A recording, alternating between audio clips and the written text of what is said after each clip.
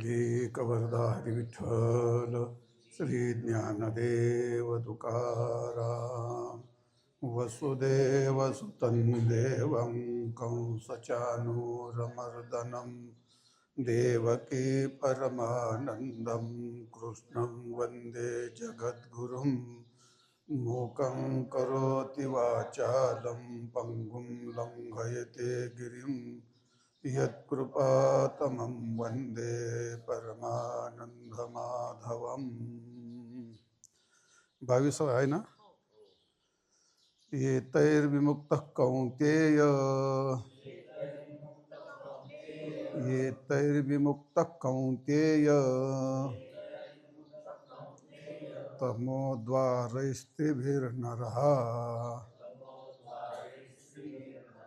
तमोद्वारैस्त्रिभिर्नरः आचरत्यात्मनः श्रेयस् आचरत्यात्मनः श्रेयस् ततो याति परां गतिम् ततो याति परां गतिम्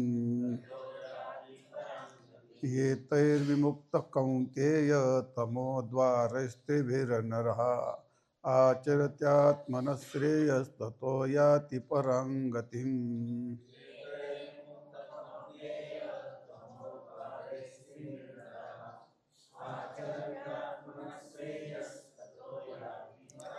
एतैः विमुक्तः कौन्तेय तमोद्वारैः त्रिभिः नरः आचरति आत्मनः श्रेयः ततः याति परां गतिम. असे पद आहेत. अन्वय असा आहे, हे कौन्तेय एतैः त्रिभिः तमोद्वारैः नरः विमुक्तः आणि आत्मनः श्रेयः आचरति अंततः परां गतिं याति. असा अन्वय आहे. शब्दचा अर्थ असा आहे. तर हे कौन्तेय नाम हे कुंतीपुत्र अर्जुना. तर येतैः म्हणजे या आणि त्रिभी म्हणजे तीन. तर या तीन द्वारैः तीन द्वाराने तृतीया होते, पण तीन द्वारातून त्याची पंचमी करावी लागते. तीन द्वारातून विमुक्तः या त्रिविधन नरकसेदन द्वारन नाशनम आत्मनः. जे काम क्रोध आणि लोभ असे जे तीन नरकद्वार आहेत, तर त्या तिन्ही नरकद्वारापासून जो मुक्त झाला, म्हणजे याचा अर्थ ज्याचा काम निवृत्त झालेला आहे, ज्याचा क्रोध निवृत्त झालेला आहे, ज्याचा लोभ निवृत्त झालेला आहे, असे विकार नरकाचे द्वार असणारे जे हे तीन काम क्रोध लोभ यांची निवृत्ती करून जो नरहा नाम तो कोणी जो पुरुष आहे तो नाही, तर तो पुरुष नरहा इथं सामान्य पुरुष नाही घ्यायचा. इथं कोण विशेष पुरुष आहे. कोणता तो? ज्याने संपूर्ण विकाराची निवृत्ती केली आहे, आसुरी संपत्ती सर्व टाकलेली आहे, आणि जो दैवी संपत्ती संपूर्ण दैवी संपत्ती स्वीकारून जो आपल्या कल्याणाच्या मार्गाकरता आचरण करतो, असा नरहा नाम साधक, उत्तम प्रकारचा तीव्र जिज्ञासा असणारा असा पुरुष, त्याने काय केलं आहे, तर त्यांनी हे तीन द्वार काम क्रोध लोभ विमुक्त आहे, तर त्यातून तो परिपूर्ण मुक्त झाला आहे. थोडक्यात विकाराची निवृत्ती या शब्दामध्ये काय घ्यावं लागेल तुम्हाला? आसुरी संपत्तीची पूर्ण निवृत्ती. जरी उल्लेख फक्त तिघांचा केला, पण त्यामध्ये आक्षिप्त असे ते बहुवचन असल्यामुळे इथं संपूर्ण आसुरी संपत्ती या संपत्तीचा ज्याने त्याग केला आहे, थोडक्यात टाकलेली आहे, आणि दैवी संपत्ती ज्याने स्वीकारलेली आहे, असा जो पुरुष आहे तो आत्मनः म्हणजे आत्मना आपल्या कल्याणाकरता स्वतःच्या कल्याणाकरता म्हणजे आपल्या मोक्षाकरता मुक्तीच्या मार्गाकरता आचरते, नाम आचरण करतो. तर आचरण करतो म्हणजे कोणतं आचरण करतो? तो मनमानी आचरण करत नाही. तर तो आचरण करतो जे वेदांनी विधान केलं आहे. दैवी संपत्तीमध्ये जे जे गुण सांगितले 26 गुण, त्या 26 गुणाचा आपल्याच ठिकाणी ते अलंकार धारण करून आणि मग तो काय म्हणला विधियुक्त असं संपूर्ण वेद शास्त्र पुराण इत्यादी ठिकाणी सांगितलेले सर्व नियम पाळत असतो. असं आचरते, काही आचरत नाही, विशेष आचरते, विशेष प्रकारचं आचरण करतो. आणि त्यामुळे काय होतो? तो स्वतःच्या कल्याणाकरता शास्त्रयुक्त विशेष प्रकारचं आचरण करतो, दैवी संपत्तीचं आचरण करतो. मग त्या कालामध्ये एखाद्या माणसाने जर काशीला जायचं रेल्वेचं तिकीट काढलं आणि तो अगदी एक्सप्रेस रेल्वेमध्ये जर तो बसला, मग आता तो कुठं जाईल? तो आता परंगती मिळाती, तो डोळे झाकून काशी जाऊन उतरणारे. तसं या ठिकाणी यांनी सर्व आसुरी संपत्तीचा त्याग केला, दैवी संपत्ती स्वीकारली आणि तिच्या पद्धतीने आचरण करणाऱ्या अशा एक्सप्रेसमध्ये आता तो बसला. आणि त्यामुळे आता तो डोळे झाकून पुढं जाणार आहे, तो आता परंगतीलाच प्राप्त होईल, भगवद्गतीलाच प्राप्त होईल, सद्गतीलाच प्राप्त होईल, किंवा मुक्तीच्या मार्गाकडे तो निघालेला आहे, मुक्तच होऊन जाईल. असा याचा शब्दशः अर्थ आहे. विशेष अर्थ का त्यात फार सांगायसारखा मागच्या श्लोकामध्ये सगळा अर्थ सांगितलेलाच असल्यामुळे तो फारसा विषय सांगण्यासारखा नाही. तर इथं ते तमोद्वार हे असं जे घेतलं ना, ते या टीकाकारांनी काय केलं, त्यांनी तमोद्वार हे ते नरकाचे द्वार सांगितले. त्यांनी ते तसं नाही होते. नरकाचे द्वार नरक एक नाही अनेक आहेत, पण त्याचे मूळ द्वार कोण आहे ते मागच्या श्लोकात प्रत्यक्ष म्हटलेलंच आहे. हा काय त्रिविधन नरकस्येदम इदं द्वार नाशमात्मा. हा मुळात हेच नरकाचे द्वार हे आहेत. ते नरकाचं दारच नाही, ते त्याला दारही नाहीत त्याला. ते मुळात हेच दार आहे. इथून एकदा आतमध्ये गेला का मग त्याचे किती काही 100 विभाग आहेत. एकदा गेटच्या आतमध्ये गेला का, आणि गेटच्या आतमध्ये गेल्यानंतर एखादी इमारत असते, 100 खोली असतात. त्या 100 पैकी मग त्याचे नंबर बिंबर असतात. तसे नरक आहेत 100, त्याचे नावं खूप आहेत. मग त्यात काय, त्याला काय दार नाही. फक्त इथं मुख्य 3 दार आहेत. त्या 3 दारातून कोणतरी गेटमधून पहिलं कामाचं, दुसरं क्रोधाचं आणि तिसरं लोभाचं, ह्या तिन्ही दारातून एकदा आत ढकलला का मग तिथं सगळे काय ते जे जे पाहिजे, जे जे पाहिजे ते आहे, सगळे नरकत पाहिजे तसं ते तिथं काय त्या त्या पद्धतीने होतं ते. आणि ज्यावेळी ते हे सगळ्यांचा अभाव झाला, इकडं पण दार असतंच ना. मग इकडं सदाचाराचं दार आहे, इकडं वेदशास्त्र विधीचं दार आहे. या दारातून जे निघालेत, आता ज्यांनी आसुरी संपत्ती टाकली, किती आपण नाही म्हटलं तरी आसुरी संपत्ती, मग आता तो एकच विषय येतो का? ते अनेक विषय येतात. पण ते आसुरी दंभ, दर्प, अभिमान या गोष्टी त्यांनी टाकल्या, तर तो सदाचार करतो, भजन करतो, पूजन करतो, व्रत एखाद्यासारखे व्रत करतो, वाचन करतो. म्हणजे तो सन्मार्गाला लागलाय ना तो. तर हा सन्मार्गाला लागलाय जर नरकात जात असेल, तर हे दुराचार करणारे, तर यातला फरक काय राहिला मग? आणि या गीतेचा उपयोग काय झाला मग? असं होत नाही. तुकाराम महाराज म्हणतात, नुसतं पंढरीला जाईल एवढं म्हटलं ते पंढरीला जाईल एवढं जरी म्हटला तरी यमाची त्याच्याकडे ताकद नाही वळून पाहायची. येईन घेऊन जाईल त्याला लांब राहिलं, म्हणजे वळून त्याच्याकडे वळून पण पाहत नाही. नुसतं पंढरीला जाईन म्हटलं तरी, आता जर पंढरीला जाईन म्हटल्यावर जर यम पाहत नाही, आता ते 100 वाऱ्या करू करू त्याचे पाय दमलेत, त्याच्याकडे यम कसं काय पाहिजे? ते शब्द पण संभवत नाहीत ना.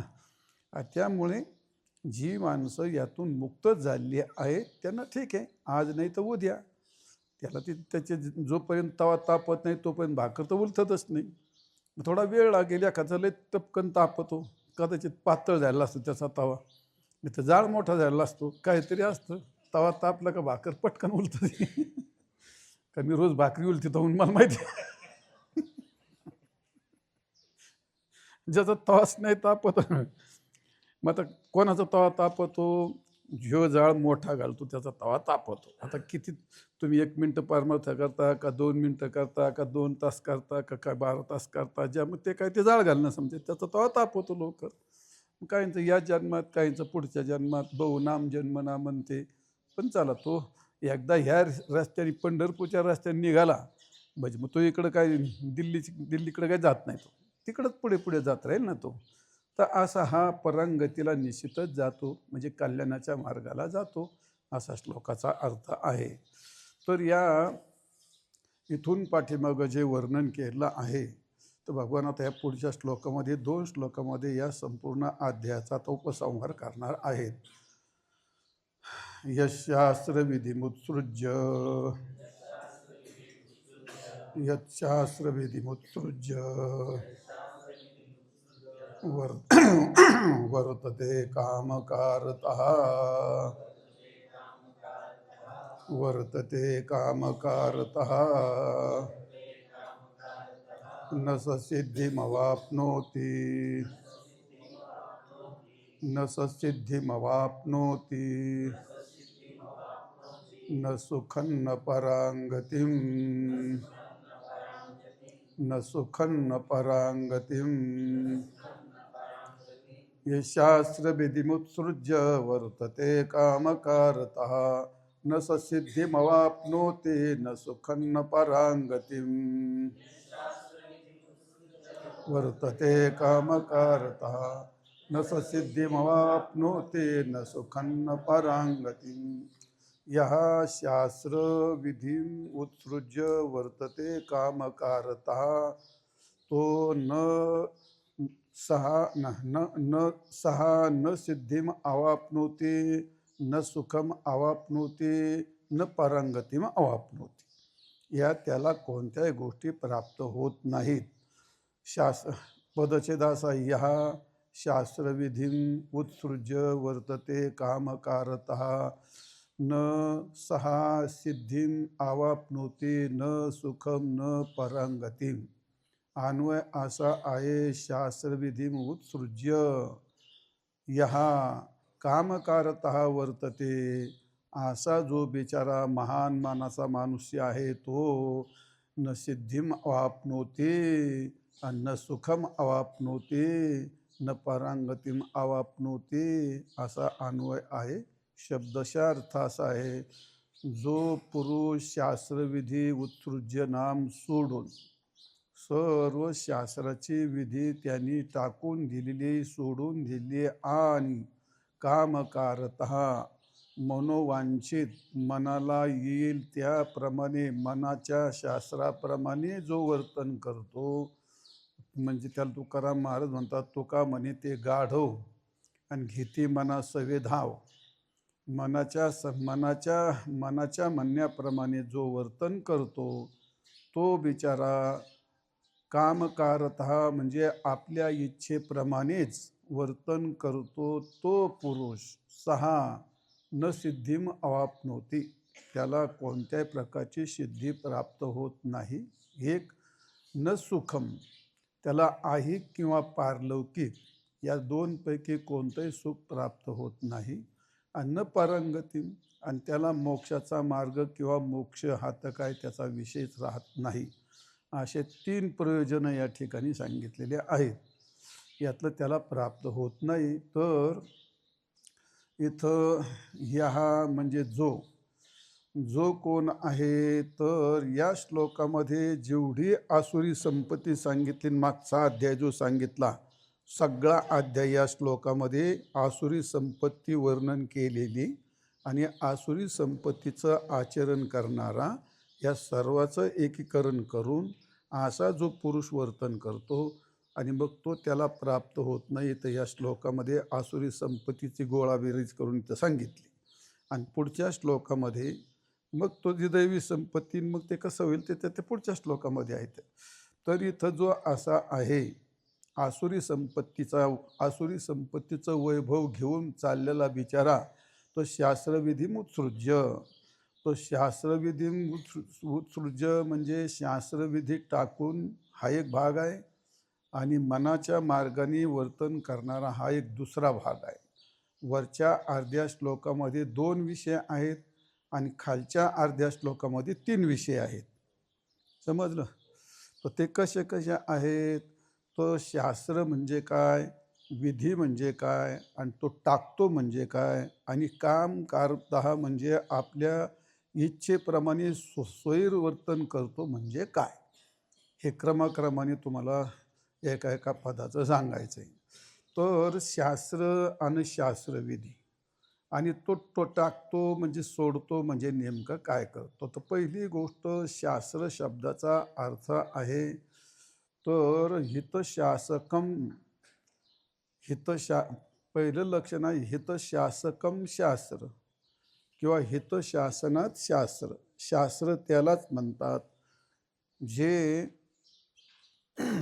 जे पुरुष आहेत, जो मनुष्य आहे त्याच्या हिताचं शासन करणारं जे असतं त्याला शास्त्र असं म्हणतात. त्याला म्हणतात हितशासकम किंवा हितशासनात. हिताचं शासन करीत असल्यामुळे त्याला शास्त्र ही संज्ञा दिलेली आहे. एक लक्षण. दुसरं, एक प्रयोजन उपनिबद्ध आशेष अर्थ प्रतिपादकम शास्त्रम, असं त्याला शास्त्र असं म्हणतात. म्हणजे एक प्रयोजन. शास्त्र किती आहेत? शास्त्र अनेक आहेत. वेद किती आहेत? तर वेद 4 आहेत. 4 वेद आहेत आणि 4 वेदामध्ये कर्म मार्गामध्ये कर्म काय एक प्रकारचं सांगितलंय काय? अनंत प्रकारचे कर्म आहेत. उपासना काय एक प्रकारची सांगितलं का? अनेक प्रकारची उपासना सांगितल्यात. आणि ज्ञानाचा प्रकार जरी एक असला तरी ज्ञान सांगण्याच्या प्रक्रिया पद्धती अनेक आहेत.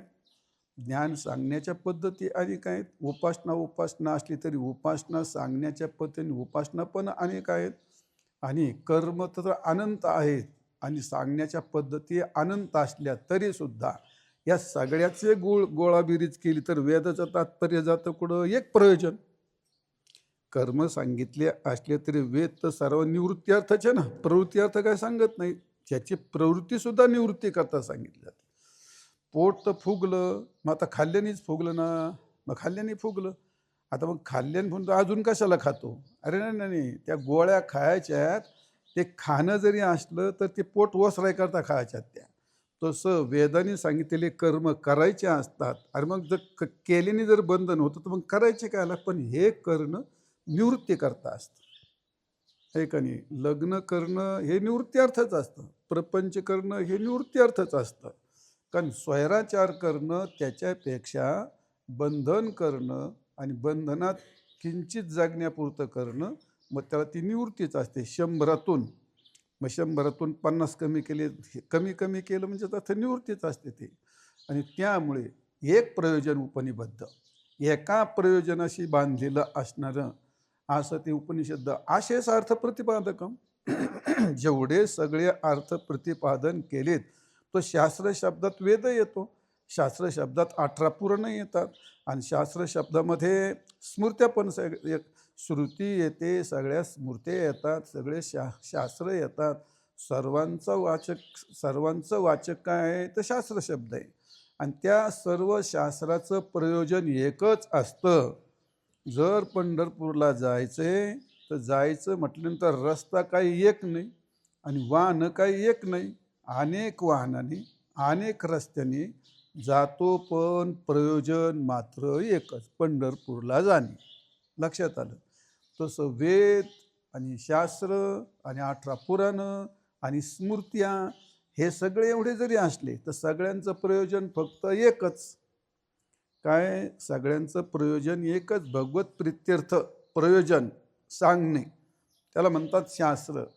म्हणजे एक प्रयोजन उपनिबद्ध आशेष अर्थ जेवढे काय अर्थ सांगितलेत ते भगवत प्राप्ती करता सांगितलेले आहेत आणि ज्यांनी सांगितले त्याला शास्त्र असं म्हणतात. असं दुसरं लक्षण आहे. आणि लोकान अधिगत अर्थ ज्ञापकम वक्तृत्वम, जे बोलल्या जातं, शास्त्र हे बोलतं. शास्त्र हा शब्द आहे तर तो काय करतो? लोकान अधिगत अर्थ ज्ञापक वक्तृत्वम, तो जे लोकाला कळतं ते जर सांगितलं तर त्या सांगण्याला काही अर्थ राहत नाही. त्याला पिष्टपिशन म्हणतात. पिष्टपिशन म्हणतात का?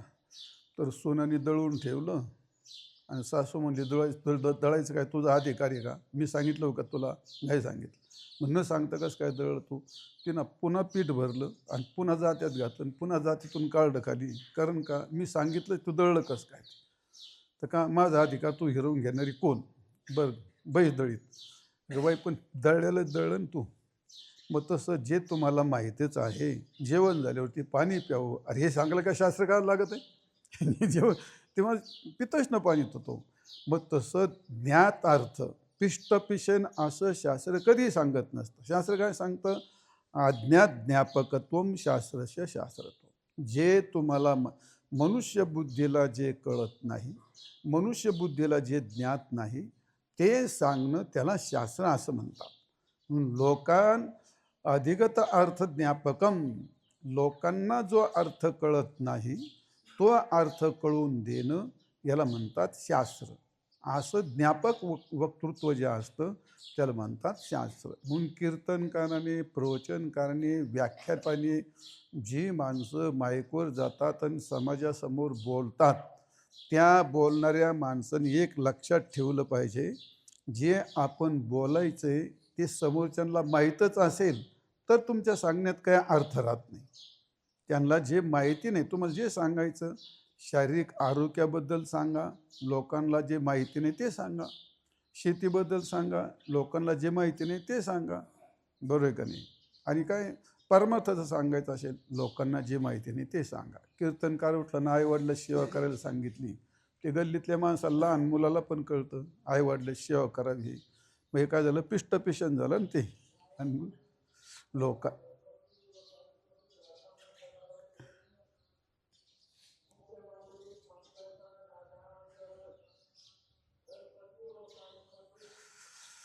लोकान अधिगतार्थ ज्ञापकत्व शास्त्रत्वम.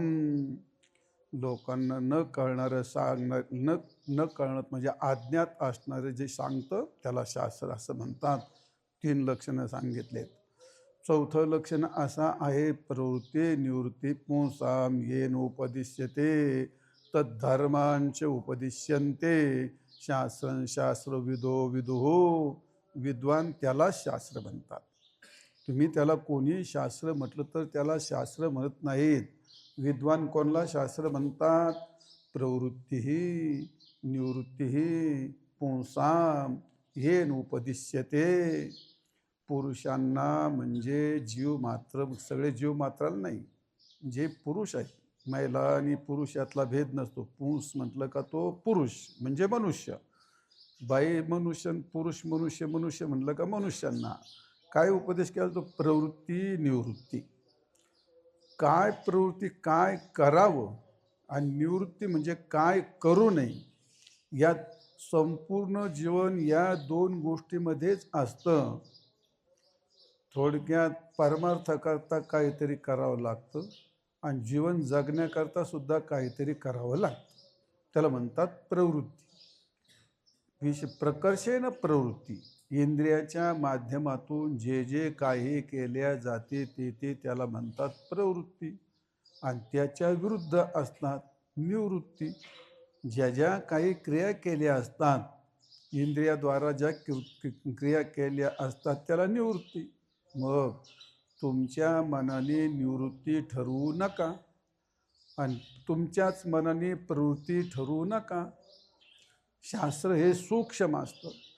प्रवृत्ती काय असते हे प्रवृत्ती शास्त्र सांगतं, निवृत्ती काय असते हे शास्त्र सांगतं. शास्त्राला कळतं प्रवृत्ती आणि निवृत्ती, सर्वसाधारण सामान्य माणसाला कळत नसतं. आणि म्हणून प्रवृत्ती याचा अर्थ आपण नाही ठरवू शकत आणि निवृत्ती याचा अर्थ आपण नाही ठरवू शकत. आणि याचं काय प्रवचन सुरू झालेलं का आठवचं.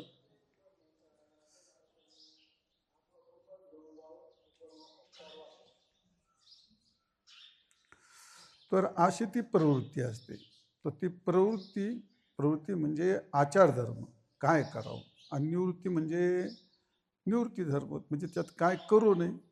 तर करणं आणि न करणं हे शास्त्राच्या अधीन गोष्ट असते. शास्त्र सांगतं ते, शास्त्र म्हणेल ते सांडावी. म्हणजे याचा अर्थ काय झालं, निवृत्ती सांगली. ते राज्यही तृण मानावी आणि न घेऊ म्हणावे विषही विरू. शास्त्र जर सांगतंय विष घे, आता विष घेणं काही योग्य आहे का? नाही, पण शास्त्र सांगतंय ना विष घे, मग घे. मग घेतं का नाही विष? घ्यावं लागतं. जर आयुर्वेद शास्त्र सांगतं तुला हे औषध घ्यावं लागेल, तर ते काय वेळेला विषच असतं. औषध घेणं काय विषच असतं औषध घेणं. पण त्या मात्राने तसं औषध घेतलं तर ते रोग निवृत्ती करतं, कारण ते शास्त्र सांगते तसं. तसं शास्त्र सांगतं हे घेऊ नको, तुला अपचन झालं, मग गावरानी गायचं तूप फार उत्तम असतं, पण तरी तो काय ते घेऊ नको, कारण का ते पचायला फार जड असतं. आणि त्यामुळे शास्त्र सांगतं ती प्रवृत्ती आणि निवृत्ती शास्त्र सांगतं, असं तो भाग. आणि म्हणून प्रवृत्ती निवृत्ती पुंसाम येन उपदिश्यते, ज्याने पुरुषांना प्रवृत्ती काय निवृत्ती काय जे उपदेश करतं त्याला शास्त्र म्हणतात. आणि मग तेवढं सांगतं का ते नाही, तर प्रवृत्तींतच धर्मान, प्रवृत्तीतले काय धर्म आहेत ते धर्मशास्त्र सांगतं ना, निवृत्तीतले काय धर्म आहेत ते पण शास्त्र सांगतं ना. प्रवृत्ती अंतधर्मान उपदिश्यन्ते, प्रवृत्ती धर्म पण ते सांगतं. तत्त धर्मान म्हटलं ना तरी, त्या तत्त धर्मान याचा अर्थ प्रवृत्ती धर्म आणि निवृत्ती धर्म हे दोन्ही धर्म पुरुषाला उपदिश्यते, त्याला म्हणतात शास्त्रम. शास्त्र विदो विदो, विद्वानाने त्याला शास्त्र असं म्हटलेलं आहे. असं हे तिसरं लक्षण आहे. आता मला वाटतं भरपूर झालं. याला म्हणतात शास्त्र. शास्त्र किती? अष्टादशविधशास्त्रम. तर या ठिकाणी अष्टादश, एक आहे का दोन आहे? दश म्हणजे 10 आणि 8, 18 प्रकारचं शास्त्र आहे. मुख्य सांगितले तुम्हाला, बाकीचे तर जाऊ द्या तिकडं असं ते. तर असं ते शास्त्र असतं ते. श्रुती स्मृती सदाचार विहितं कर्म केवलम सेवितव्यम चतुर्वर्णैहि भजद्भी केवलं सदा. याला ती प्रवृत्तीशास्त्र असं म्हणतात. श्रुती स्मृती सदाचार विहित कर्म हे केवल वर्तन करणं सांगणं याला म्हणतात शास्त्र. सेवितव्यम असं ते. चतुर्वर्ण ही 4 वर्णाकरता वेगवेगळे कर्म सांगितलेले असतात आणि त्यामुळे त्याला असं शास्त्र असं म्हणतात. त्याला असो तो भाग शास्त्र. आणि ती शास्त्रामध्ये सांगितलेली असते विधी. विधी कशाला म्हणतात? ते विधनात विधी, जे करायला सांगितलं असतं त्याला विधी असं म्हणतात. म्हणजे थोडक्यात शास्त्रोक्त व्यवस्था. बऱ्याच वेळा काय झालेलं असतं ते, असा भेद करणं काही योग्य असतं का? भेद करणं काही योग्य नसतं. अलीकडं ते त्याला काय समानतेचं फार फॅड आलं आहे. समानता आणि ते सेक्युलर. समानता जे आहे ती समानता नसते, ती व्यवस्था असते. हे वर्ण व्यवस्था आहे, हे काय भेद आहे का? तो वर्ण व्यवस्था, वर्णाची गोष्ट ही समाजातली एक व्यवस्था असते. रामरायाचं लग्न होतं, सीतेचं लग्न होतं आणि मग त्या कालामध्ये राजांच्या आसन व्यवस्था वेगळ्या होत्या, ऋषींच्या आसन व्यवस्था वेगळ्या होत्या, सामान्य आसन व्यवस्था वेगळ्या होत्या. मग तिथं काय याला भेद करणं हे काय शोभतं का रामाला? आणि हे धर्माला योग्य आहे का? ते सगळा भेदच तुम्हाला मूर्खात तो भेद नाही, ती व्यवस्था असते. ती काय असते? व्यवस्था असते. आणि मग शास्त्र सांगितलं तुम्हाला, काय सांगितलं? प्रवृत्ती सांगितली, एक निवृत्ती सांगितली. अरे पण प्रवृत्ती कशी काय कसे? त्याने मग व्यवस्था आहे ती. विधी याचा अर्थ असं व्यवस्था. त्या कर्म करण्याची एक व्यवस्था असते, त्याला विधी असं म्हणतात. शास्त्र वेगळं आणि शास्त्रातलं विधान वेगळं. आणि ते विधान त्याचंच नाव असतं विधी. काय? स्वर्गाला जायचं ना, स्वर्ग कामोयजेत, हे काय झालं? विधान झालं. स्वर्गाला जाय तर तू हा यज्ञ कर, तू स्वर्गाला जाशील. तुला मुलगा पाहिजे, पुत्र कामिष्टी, हे कर, याला म्हणतात विधान. आणि ही व्यवस्था झाली ना. यज्ञ करायचं मग काय सब घोडे 12%, तसं नाही होत ना ती गोष्ट. तर याला म्हणतात व्यवस्था. म्हणजे शास्त्रोक्त व्यवस्था, शास्त्राने करून ठेवलेली व्यवस्था, त्याला विधी असं म्हणतात.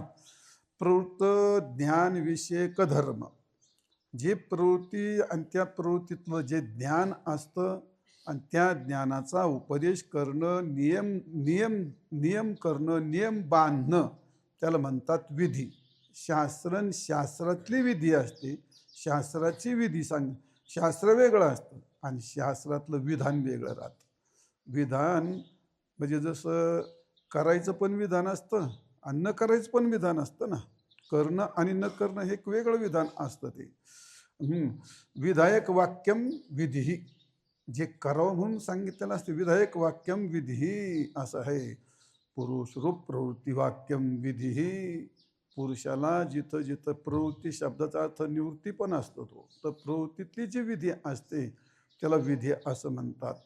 मग अप्राप्त प्रापको विधी वैदिकम विधी, तर अप्राप्त जे आहे त्याला प्राप्त करण्याकरता सांगितलेला जो धर्म असतो त्याला म्हणतात विधी. समजलं? मग आता असा जो विधी, शास्त्राने सांगितलेला विधी उत्सृज्य, त्यांनी तो टाकून दिला. टाकून दिला मग ते काय एखादी वस्तू आहे का? ती टाकून दिला म्हणजे आचरण करायचं थांबलं त्याचं. पण मग इथपर्यंत चांगलं झालं. आचरण करायचं जर थांबलं तर बरं झालं, पण नाही केलं तो काय नरकाला नाही जायचा. पण उत्सृज्य इथं तो थांबत नाही. पण पुढं काय आगावपणा, कामकारतः वर्तते. कामकारतः वर्तते. तो पंढरपूरला नाही गेला, म्हणजे नरकाला गेला असं नाही होणार ना. तिने राम नामाचा जप नाही केला मग तो नरकाला गेला, त्याला पाप झालं असं नाही होणार ना. राम नामाचा जप न करणं हा काय अभाव आहे तो. मग हा भाव काय पाप निर्माण करतो का? हा भाव काय नरकाला घालील काय? वारी नाही केली मग त्याला पाप होईल काय? नाही होणार ना. कारण न करणं ते कशाची निर्मितीच नाही काही. हा भाव कोणत्याही कार्याचं कारण होत नाही. हा भाव हा कोणत्या कार्याचं उपादान कारण होतच नाही. कोणत्या कार्याचं का ते ना पाप निर्माण करणार नाही ना तुम्हाला नरक देणार नाही. हा तो काय विषयच नाही तो. पण शास्त्रविधी उल्लंघन केली, शास्त्रविधी न करणं वेगळं, शास्त्रविधी उल्लंघन करणं वेगळं, आणि शास्त्रविधीच्या विरुद्ध मनशास्त्राचं वर्तन करणं पण वेगळं आहे ना ते. मग त्यामुळे शास्त्राची विधी न करणं ही वेगळी गोष्ट आहे, आणि शास्त्रविधीपासून मनशास्त्राने वर्तन करणं ही पण एक वेगळी गोष्ट आहे ती. आणि त्यामुळे तुम्ही भजन पूजन नाही केलं तर मग ते नाही चालायचं. तर त्याकरता शास्त्र आहे, शास्त्रविधीचं आचरण न करणं हे मात्र धोक्याचं आहे. कारण का शास्त्र तुम्ही करणार आहात ना, इंद्रिय आहेत ना, तुम्ही काहीतरी करताय ना, आणि त्यामुळे शास्त्रविधी तुम्ही स्वीकारलेली आहे. असं आहे. तुम्ही मिलिटरीमध्ये गेला, तिथली नोकरी पत्करली, आणि पत्करल्यानंतर तिथं तुमचा जो सरदार असतो म्हणा, सेनापती असतो म्हणा, त्यांच्याला चल घे फायरिंग कर. तुम्हाला पहिले 200 रुपये देणे, नाही फायरिंग करीत. आणि मग त्याच्या मनाला वाटलं तेव्हा केव्हा फायरिंग करत नाही नाही नाही. कारण तू नोकरी पत्करली, तू आता जर ती आज्ञा मानली नाही तर तू मात्र दोषी. तसं तुम्ही पुरुष होऊन जन्माला आलात, या सृष्टीत जन्माला आलात, आणि तुम्ही आता जगताय तिथंच तुम्ही शास्त्र स्वीकारले.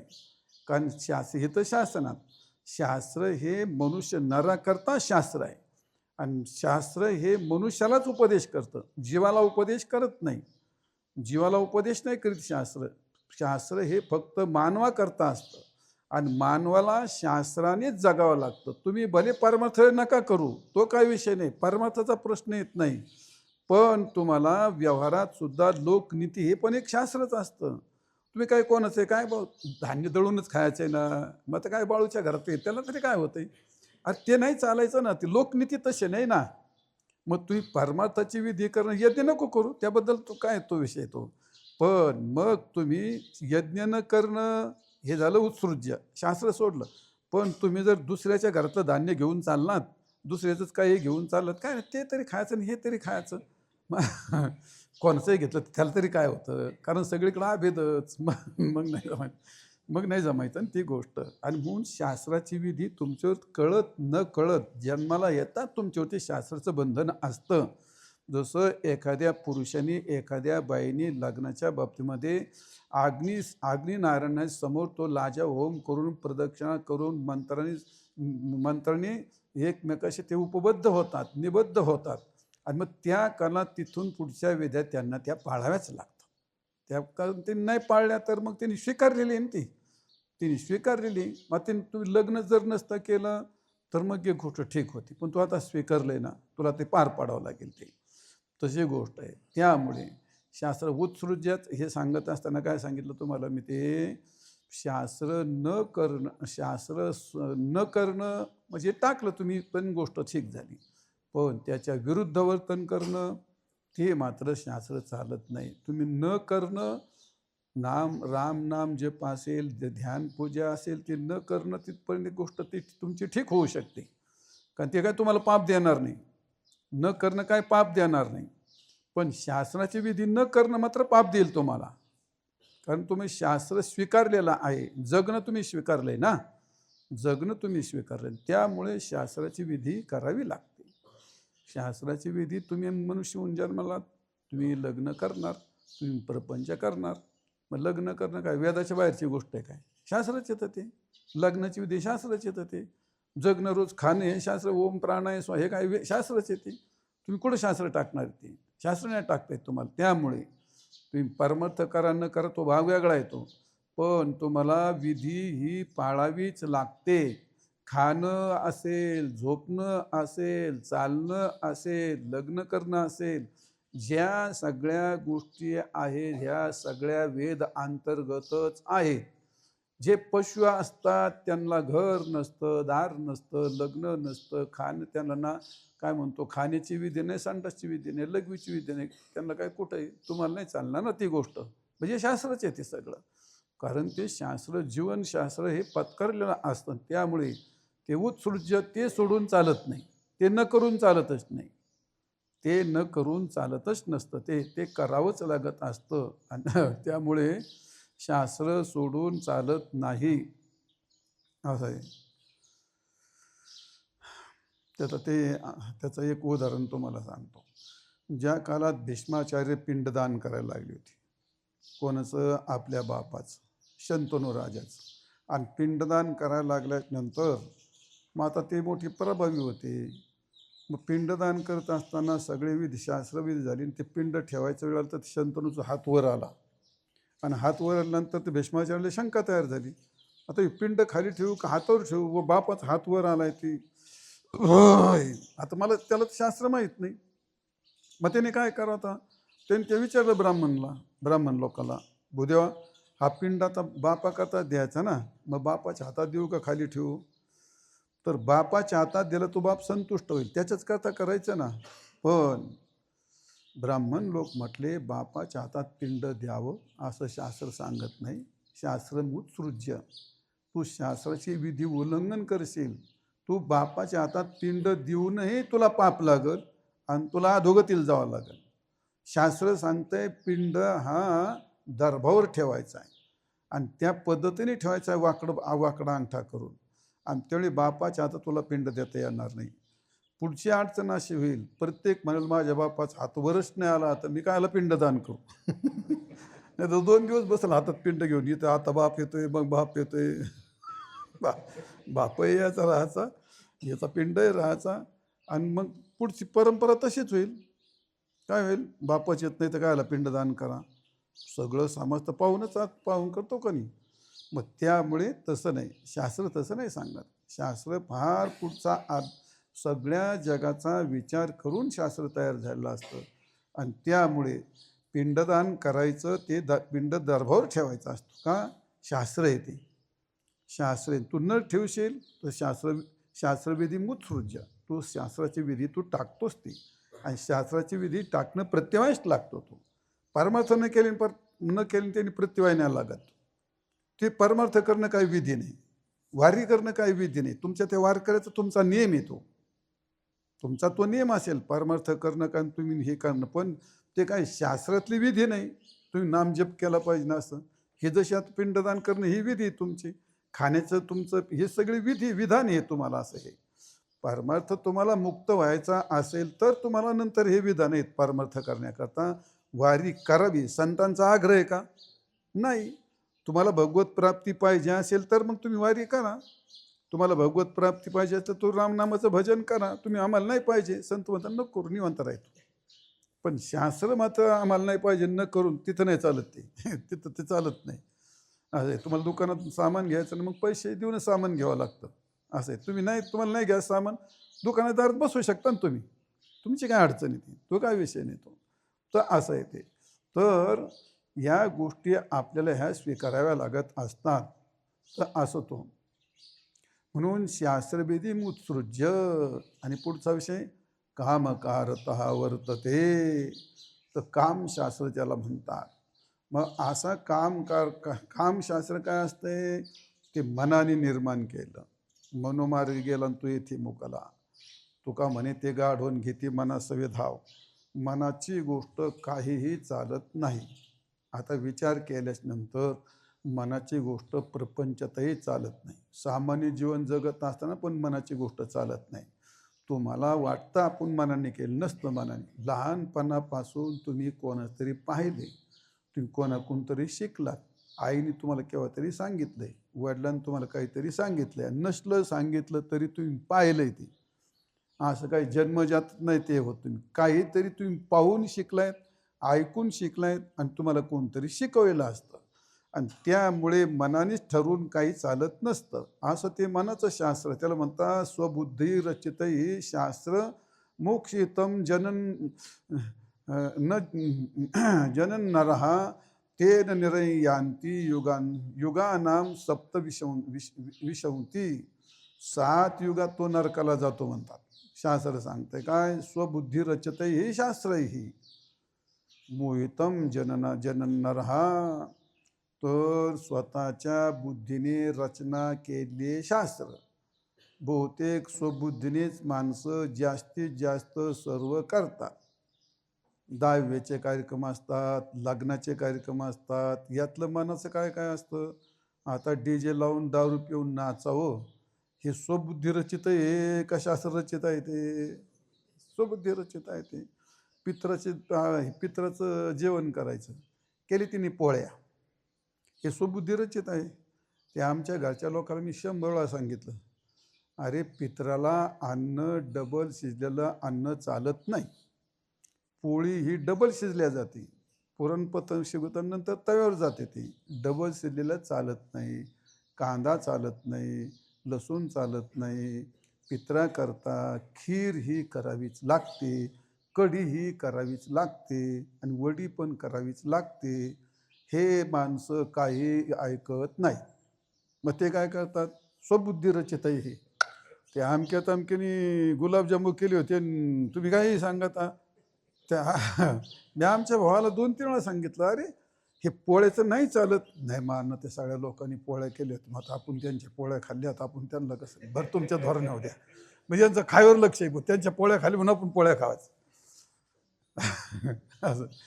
तर ज्या लग्नातल्या ज्या गोष्टी असतात, माणसाचं डीजे लावणं, फटाके वाजवणं, दारू पिणं, नाचणं, ह्या सगळ्या आता अलीकडं ते काय ते तोंड रंगवायचं निघलंय ते, हे तुम्ही स्वबुद्धी रचित हे खूप आहे त्याच्यामध्ये. पण मग ब्राह्मण बोलून वेदविधीने लग्न केलं पाहिजे, त्याच्यावर किती आग्रह आहे लोकांचा. किती विधी योग्य झाले की अयोग्य झाले काय त्याच्याकडे लक्षच नसतं. लक्ष नसतं म्हणण्यापेक्षा जवळजवळ ते करीतच नसतात. देव घ्या उरकून, ना मला नाचायचंय पुढे. अरे स्वबुद्धी रचित हे. मग ते तर शास्त्र फार गोडले ते. स्वबुद्धी रचित हे शास्त्र ही मोहितम जनन नरहा. ते ह्या शास्त्रापेक्षा स्वबुद्धी रचित शास्त्र माणसाला मोहितच करतं. त्याला ते प्रियच असतं, त्याला ते गोडच लागत असतं. असं आहे ते. स्वबुद्धी रचित शास्त्र ही मोहितन नरहा. तर ते माणसाला मोहितच करतं. ते खूप चांगलं वाटतं. फटाके वाजवणं चांगलं वाटतं, तोफ उडवणं चांगलं वाटतं, मुदाम रस्त्याला अडवायचं, लोकांना गर्दी करायची.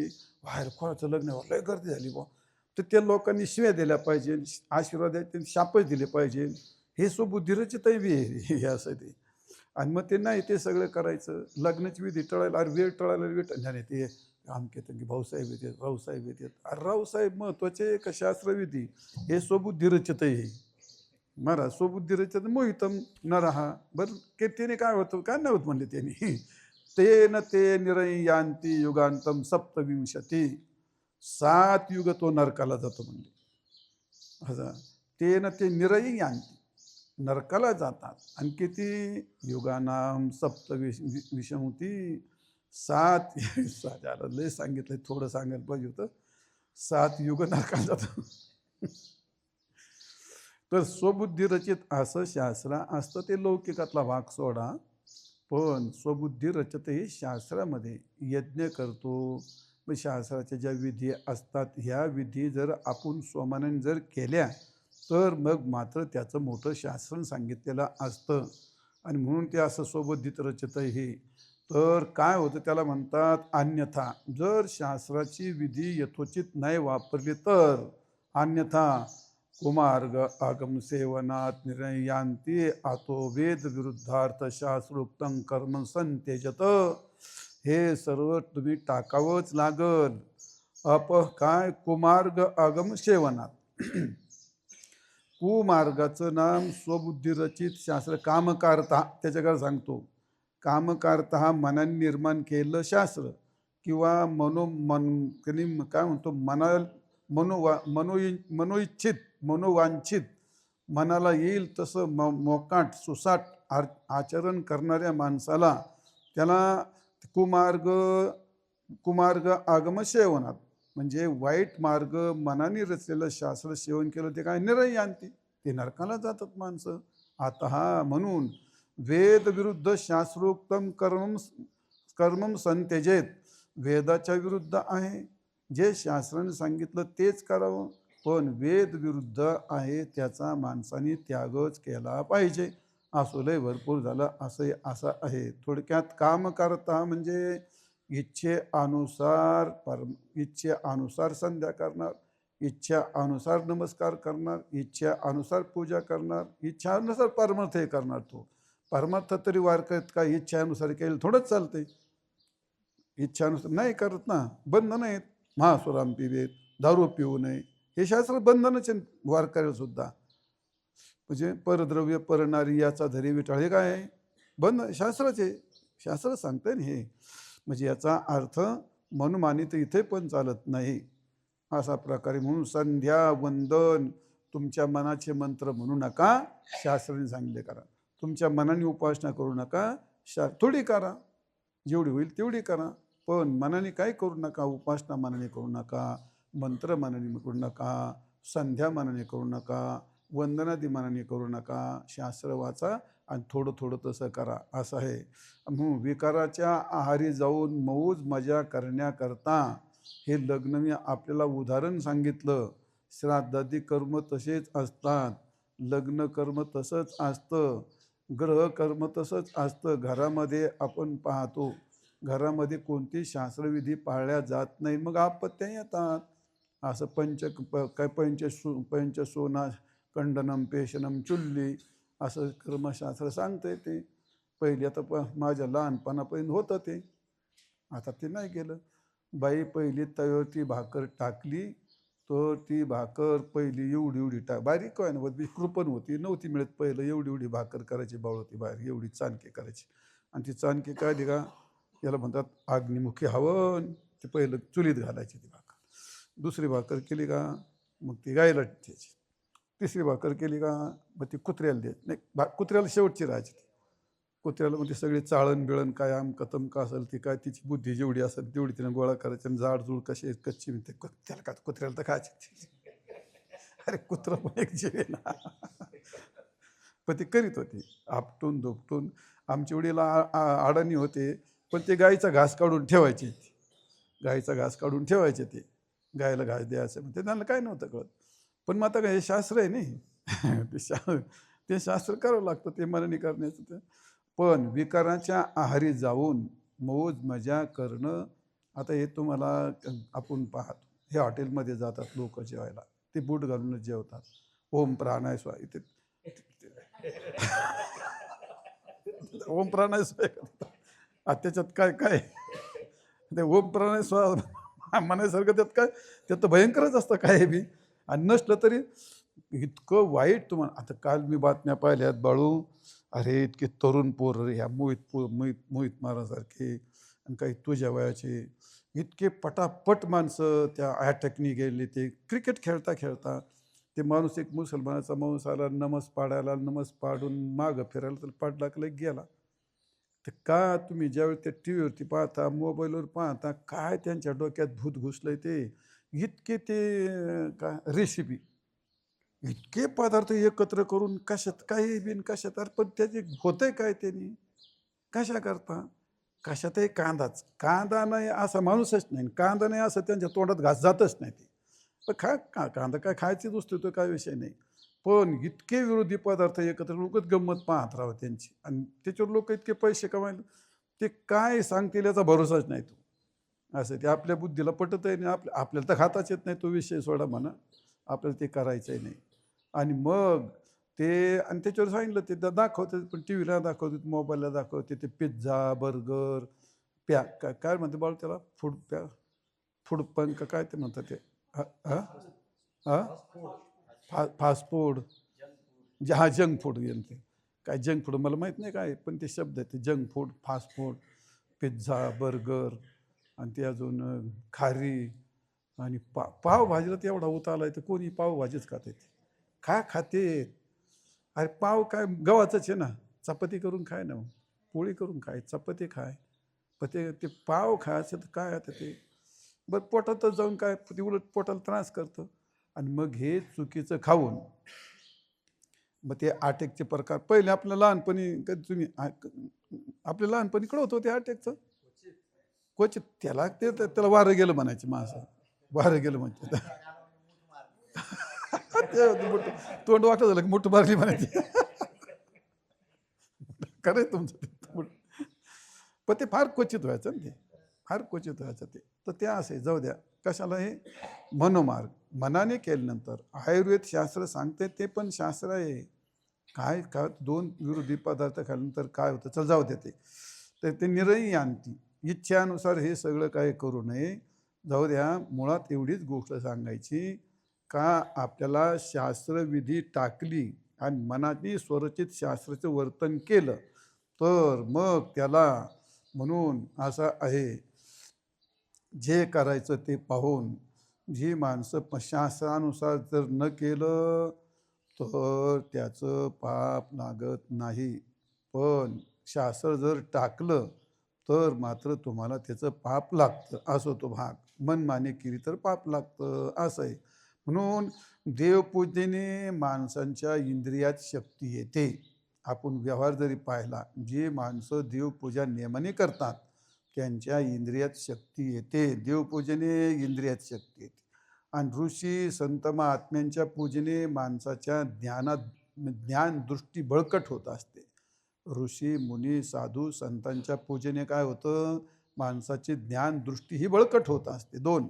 तिसरी गोष्ट, पितराची नियमाने पूजा केली तर वंश परंपरा शुद्ध राहते, वंश परंपरा ही बळकट होत असते. तीन. आणि चौथी, भगवंताची जर पूजा केली तर सहजरित्या त्याचे विकार राग द्वेष मत्सर काम क्रोध लोभ हे आपोआप शांत होतात, थंड होतात. भगवत पूजेचं हे मोठं फल असतं. आणि तिसरी गोष्ट, तत्त्वज्ञानाची उपासना केली तर त्याला आत्मबोध होतच असतो. कारण हे काय आहे, हे शास्त्र आहे. आणि या शास्त्राच्या पद्धतीने जर आपण मनाने वापरलं तर मग मात्र हे प्राप्त होत नाहीत. आणि जे काम कारता नस सिद्धी अवाप्नोती, तर त्याला सिद्धी प्राप्त होत नाही.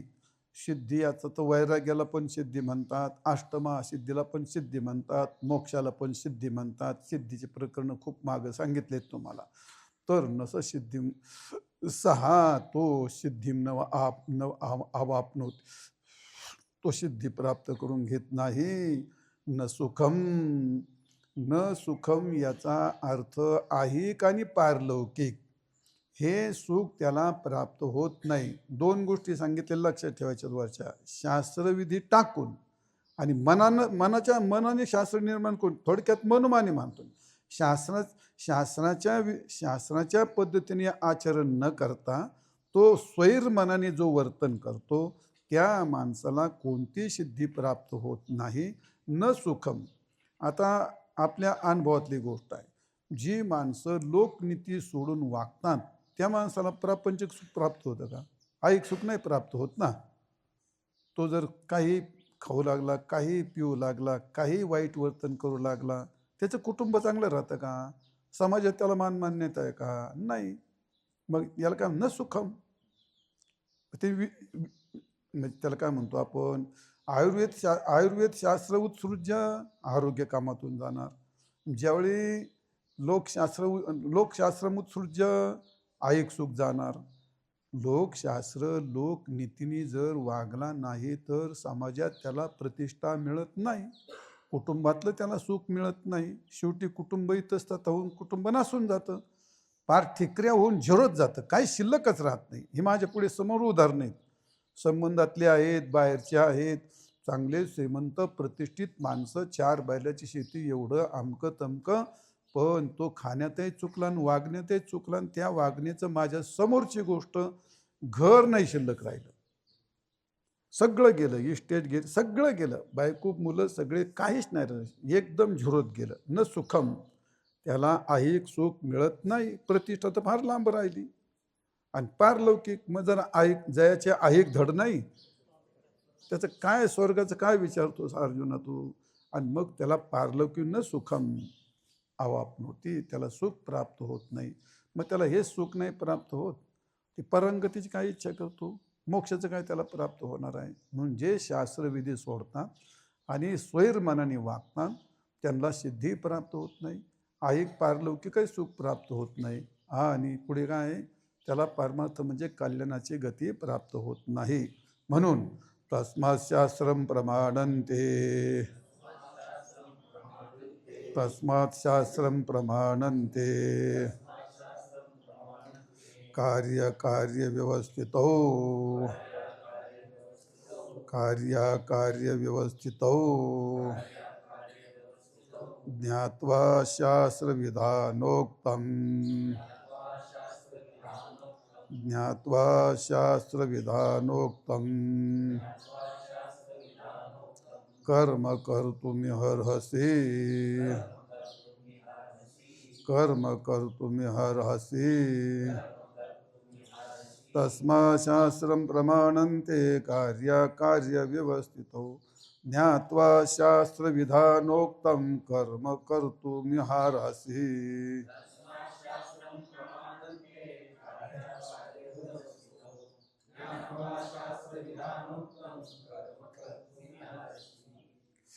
मिहार्हसि. तस्मात् शास्त्रं प्रमाणन्ते कार्य अकार्य व्यवस्थितौ ज्ञात्वा शास्त्रविधान उक्तम कर्म कर्तुम य अहर्हसि. असे पदछेद आहेत. तस्मात म्हणजे म्हणून, तस्मात. आणि कार्य म्हणजे काय करावं, अकार्य म्हणजे काय करू नये, ही जी व्यवस्था आहे ते शास्त्र प्रमाणन, त्याला शास्त्राचं प्रमाण आहे. आणि म्हणून त्याने काय शास्त्र ज्ञात्वा शास्त्रविधान उत्तम ज्ञात्वा, शास्त्राचं जे विधान केलं आहे ते जाणून कर्म करावे. तर कर्तुम अहर्हसि, शास्त्राने सांगितलेली जी विधी आहे, नियम आहे, त्याप्रमाणे कर्म करणं अहर्हसि म्हणजे अर्जुना तुला योग्य आहे, असं आहे. तर या ठिकाणी काय आहे, पहिली गोष्ट तस्मात म्हणून. म्हणून म्हणजे वरचा श्लोक घ्यायचा. जर मनाने झालं तर त्याचं काय काय होतं, थोडक्यात ती सगळी आसुरी संपत्तीने वागला तर काय काय होतं. म्हणून तू काय कर, तर ते कार्य अकार्य, कर्तव्य काय आणि अकर्तव्य काय, याची व्यवस्था ठरवण्याकरता शास्त्र आहे. तर तू म्हणेल तुझ्या मनाने करू नको, ज्ञानेश्वर महाराजांनी त्याच्यावर लिहिलं आहे. तर मग त्याला काय आहे? प्रमाण आहे. तत्त अर्थ कसे प्रमाकम, म्हणजे तत्त अर्थ को प्रमाकम, म्हणजे त्याचं एक माप असतं. प्रमाण याचा अर्थ काय? प्रमाकम, प्रमाणम म्हणजे मापकम, प्रमाणम, प्रमाकरणम, प्रमाणम, त्यातली भाषा आहे वेदार्थातली ती. म्हणजे थोडक्यात प्रमाण याचा अर्थ देश, काल, मंत्र, तंत्र, देवता, द्रव्य, ऋत्विक याचे ज्ञान. मग हे द्रव्य ते काय म्हणतो काय, हे आणि अपव्यय, ग्राह्य आणि त्याज्य, हे सगळं शास्त्राचं प्रमाण ठरलेलं आहे. किती, केवढं, कसं, काय असेल त्याला प्रमाण म्हणतात. मापकम, एक माप. विधी करायची तुम्हाला चांगली वाटली म्हणजे खूप चांगलं, असं नाही होत ना. गावरान गाय दूध फार चांगले म्हणजे मग टिपाडभर, असं आहे का त्याचा अर्थ? असं नाही होत ना. मग त्याचं पण प्रमाण ठरलेलं आहे ना. प्रमाण म्हणजे माप असते. प्रमाकरणम प्रमाणम याचा अर्थ माप आहे. म्हणून याला हे काय म्हणतो माप. याला निसर्गाने भगवंताने माप दिले. तू आगाऊपणा करू नको, तू फक्त रूपाचं पाय. शेजारचं काय आगाऊपणा करशील तर रट्टे खाशील. याला सांग तू फक्त शब्दाचं पाय, याला सांग तू फक्त गंधाचं पाय, याला सांग तू फक्त रसाचं पाय. माप, तेवढं माप, प्रमाणम. इंद्रियाला काय म्हणतात? प्रमाणच म्हणतात. आणि प्रमाण म्हणजे काय? प्रमाकम, प्रमापकम, विशेष प्रकर्षेण मापकम प्रमाणम. तर ते काय करावं याचं प्रमाण आहे, काय न करावं याचं पण प्रमाण आहे. आणि तस्मात म्हणून अर्जुना प्रमाणम, तर ते जे प्रमाण आहे कशाचं? कार्य आणि अकार्य, काय करावं काय करू नये याचं प्रमाण. शास्त्र विधानोक्तम, शास्त्राचं जे विधान आहे ते विधान शास्त्राने सांगितलेलं आहे. म्हणून त्यातलं जे जे कर्तव्य आहे करण्यास योग्य आहे ते तू कर, कारण तेच योग्य आहे. आणि जे जे करण्यास योग्य नाही शास्त्र सांगतं ते टाकून दे. आणि म्हणून या एका श्लोकामध्ये दैवी संपत्तीच्या पुरुषाला उपदेश केला, आणि मागच्या श्लोकामध्ये आसुरी संपत्तीचा कसा असतो ते समारोप करून त्याचं असं असं होतं. आणि दैवी संपत्ती तू जर हे असं असं केलं तर हे करणं योग्य आहे. असा एकूण 16वा अध्याय. जे काही करायचं होतं, आपलं जे नको होतं ते सगळं सांगितलंय. 16व्या अध्यायात जे जे टाकायचं होतं, दैवी संपत्ती पहिले 2 श्लोक सांगितले, 3 श्लोक सांगितले, तिथं सोडून दिली, काहीच नाही सांगितलं त्याचं. आणि दंभो दर्पोभिमानसे जे 4था श्लोक सुरू झाला तिथपर्यंत वडीत आणला सगळा. हे सगळं 16 अध्यायामध्ये सगळा टाकायचा. हे सगळं भयानक तुम्हाला दाखवलंय, अरण्य दाखवले, हे सगळे विकार दाखवलेत, हे सगळे नरकाचे दार हे सगळे दाखवलेत. म्हणून 16वा अध्याय हा सगळा टाकणे शिकवतो. आणि 17वा अध्यायात हा फक्त करणे शिकवतो. 17वा अध्यायात माणसाने काय करावं, कसं करावं, अगदी खाण्यापासून राहण्यापासून सगळं. 17वा अध्याय म्हणजे आपलं आयुष्याचं एक गाईड आहे. 17वा अध्याय म्हणजे आपल्या जीवनाचा एक प्रकारचा नकाशा आहे. आणि मग 17वा अध्याय आचरण करणं हीच परमार्थ सगळ्यात मोठी गोष्ट असते. म्हणून 16वा अध्याय हा त्याला म्हणतो, 16वा अध्याय म्हणजे टाकायची गोष्ट आहे, आणि 17वा अध्याय म्हणजे आचरायची गोष्ट आहे. मग इथं आचरण आहे म्हणून 17वा उद्या. आता 17वा अध्यायात गेलो सांगतो. पुंडलिक वरदा हरी विठ्ठल श्री ज्ञानदेव तुकाराम विठाल विठाल विठाल विठाल विठाल. पुंडलिक वरदा हरी विठ्ठल श्री ज्ञानदेव तुकाराम पंढरीनाथ भगवान माऊली ज्ञानेश्वर महाराज की जय. जगद्गुरु तुकाराम महाराज, रामेश्वर भगवान की जय.